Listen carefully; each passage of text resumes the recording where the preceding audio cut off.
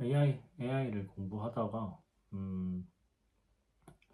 철학에 대한 요새 관심도 많아지고 실제로 제가 철학에 대한 관심이 많거든요. 그래서 철학 공부를 좀 AI의 도움을 받아서 하면 어떨까 싶어서 AI 관련해서 철학 관련해서 프롬프트를 만들다가 실제로 제가 제미나이의 잼을 이용해서 만들었는데 생각보다 괜찮고 갑자기 이제 그냥 이렇게 철학에 대한 얘기를 하고 싶어서 영상을 촬영하는데 보면 여기서 제가 질문을 이렇게 했거든요. 자기계발서는 진짜 우리를 개발시켜 주는가? 그에 대한 얘기를 이제 쭉 하다가 뭐 구체적인 얘기는 뛰어넘고 사고 실험에 대한 이제 예를 주면서 AI가 거울 없는 방의 일기라는 주제로 저한테 질문을 던졌어요. 당신은 외부 세계와 완전히 차단된 방에 홀로 살고 있다. 당신을 감시하는 카메라도 없고 당신의 성취를 평가할 타인도 존재하지 않는다. 당신은 이 방에서 평생을 보내야 한다. 질문은 이 상황에서 당신은 여전히 매일 아침 일찍 일어나 운동을 하고 뭐 외국어 단어를 외우고 뭐 글을 쓰고 그러면서 자신을 개발하겠는가?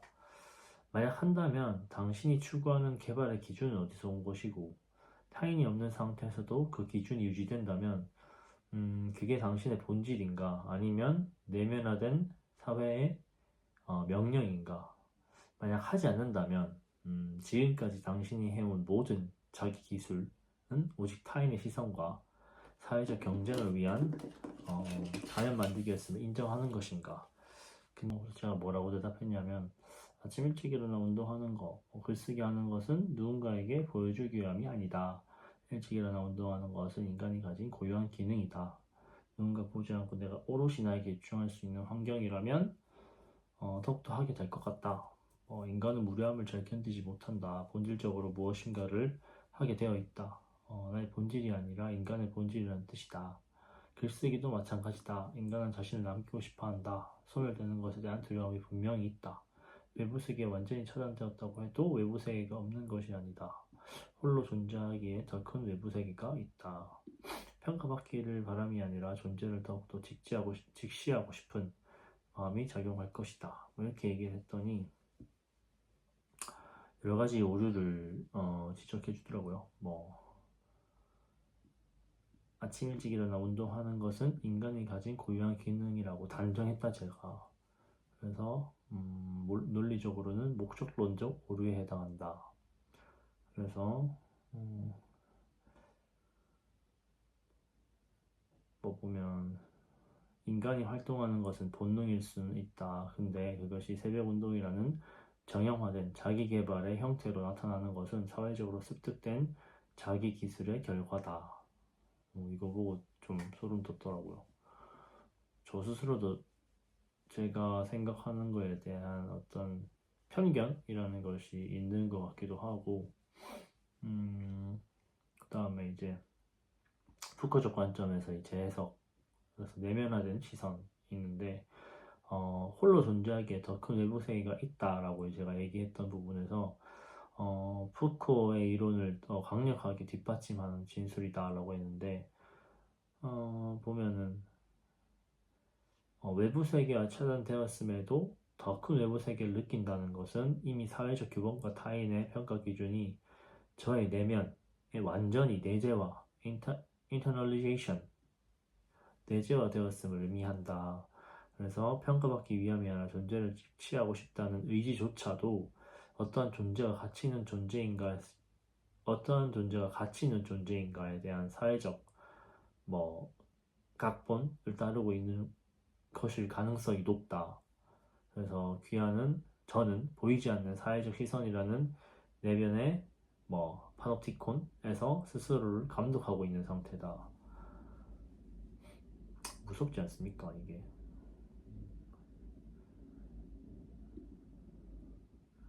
또 인간은 소멸에 대한, 그러니까 3번 본질과 실존의 혼동이죠.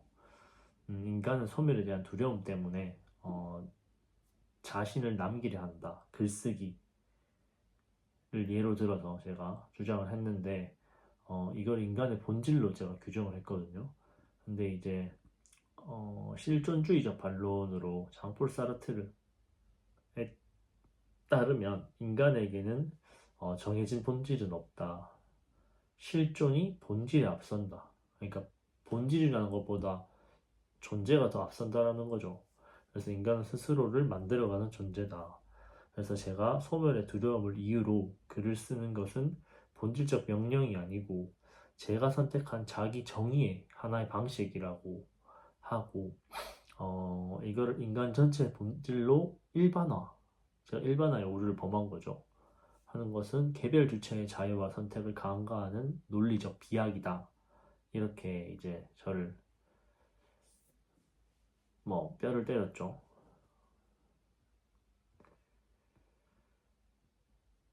그래서 제가 인정했어요. 인정하지 않을 수 없다. 나의 자기개발과 축적. 나의 자기개발은 축적과 기록을 축으로 한다, 지금. 그래서 외부적 성과에 기댄 것, 바로 그 자체고, 절대적인 존재의 직시가 아니다. 절대적인 저라는 존재의 어떻게 보면은, 알아차림이 아닌 거죠.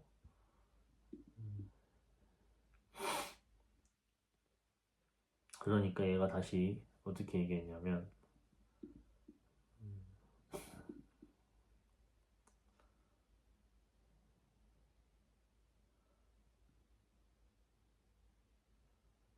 음,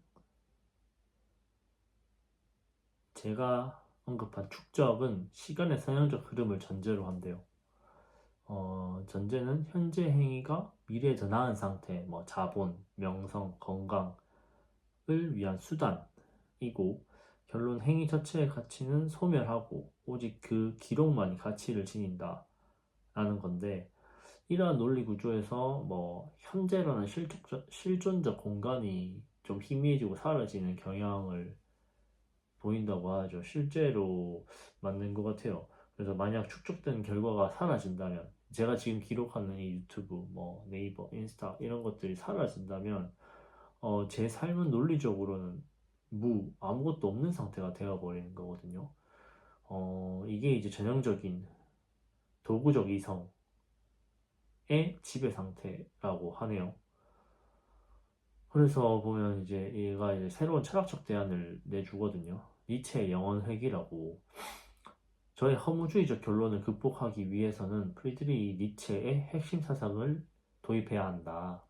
역사적 배경의 니체는 19세기 말 기독교적 도덕과 목적론적 세계관이 붕괴된 허무주의의 시대를 진단했다. 그래서 제가 지금 살고 있는 이 삶이 똑같은 모습으로 영원히 반복된다면 당신은 그 삶을 축복할 수 있는가? 라는 질문을 뭐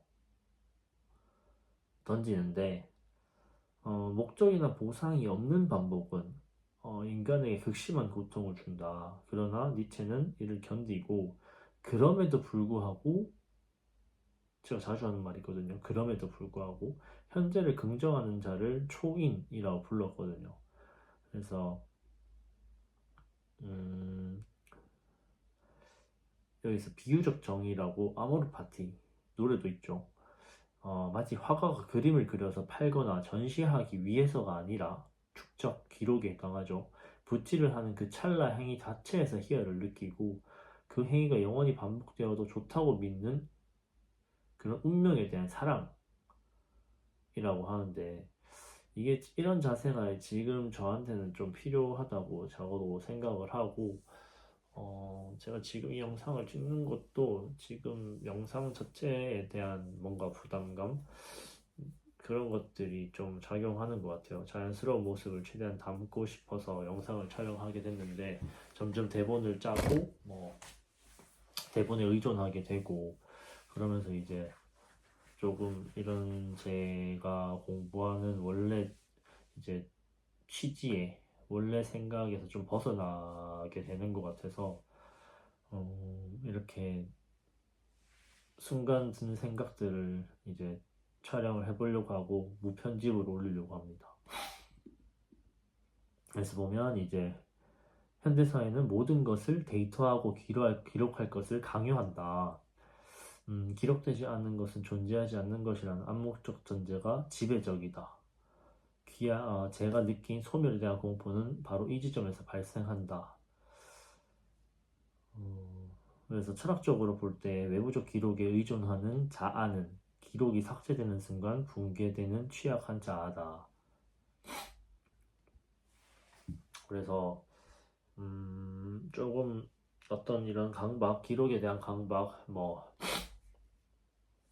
그런 것들을 조금 놓아야 되지 않나 싶어요. 그래서 행위 자체, 제가 지금 반복하는 일들, 트레이닝 센터에서, 재활센터에서 제가 마주하는 회원분들, 그 다음에 저에게 상담 요청을 해주시는 분들, 뭐 이런 분들에 대해서 더 좀 집중을 하고, 그리고 이렇게 글을 쓰고 유튜브 촬영을 하고 이런 것도 사실은 그 자체 행위가 주는 즐거움이 저한테는 분명히 있거든요. 그런 것들을 조금 더 마주하고 즐길 수 있는 그런 계기가 되는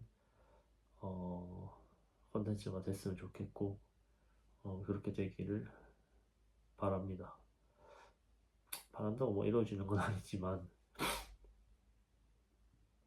하여튼